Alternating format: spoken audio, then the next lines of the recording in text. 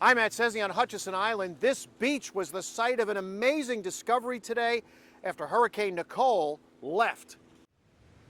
As the skies cleared on Chastain Beach, the discovery was made in an area tucked around some brush, facing the ocean. Even one beachgoer says he found something. I just found a bone laying around, washed up.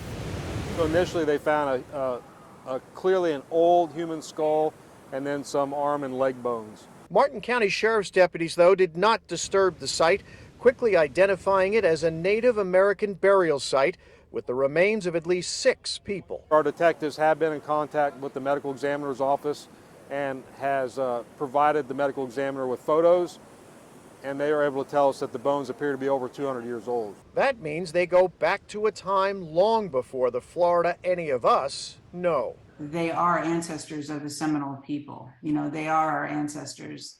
That we do know. Tina Osceola is the director of the Seminole tribe and says these sites are not only sacred but also protected by federal law. And for beachgoers who enjoyed a post-hurricane rainbow, it was also a history lesson. I think it's amazing. Shows the history around Stuart, how great it is.